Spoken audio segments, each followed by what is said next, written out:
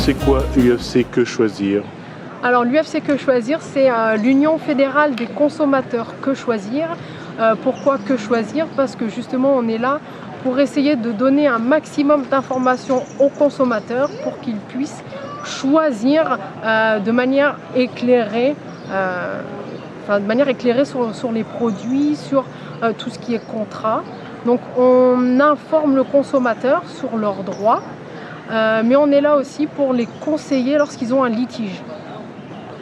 Alors, quand on parle de litige, quels sont les conflits, les litiges que vous avez à gérer de manière générale? Oui, alors c'est assez vaste, mais on gère tout ce qui est contrat, par exemple avec les assurances, contrat bancaire. Et par exemple, en ce moment, c'est la période des vacances. Donc malheureusement, on a beaucoup de litiges avec les compagnies aériennes ou les agences de voyage. Quel genre de litige vous avez? Alors, ce qui concerne les compagnies aériennes, généralement, ce sont des retards dans le vol ou bien des annulations de vol. Ou lorsque la personne se rend par le biais d'agences de voyage, des soucis sur l'hôtel, sur les prestations qui ont pu être vendues et qui ne sont pas forcément réalisées. Voilà un petit peu grosso modo ce qu'on a en ce moment. Aujourd'hui, dans la démarche, comment vous voyez l'évolution des conflits et qu'est-ce qui fait qu'aujourd'hui on a besoin du UFC Que Choisir?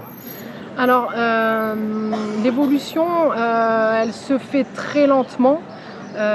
C'est-à-dire que les professionnels sont moins enclins à négocier directement avec le consommateur.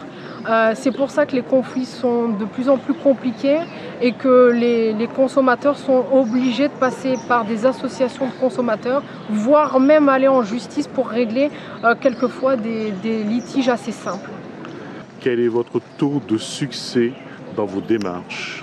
Alors sur la Réunion, on doit être à peu près quand même à 70% de taux de réussite, de résolution de conflits, du fait déjà du renom le nom UFC Que Choisir fait déjà peur, et puis on essaye d'être assez présent auprès des professionnels tout en leur expliquant que ce qu'ils font c'est pas forcément dans la légalité.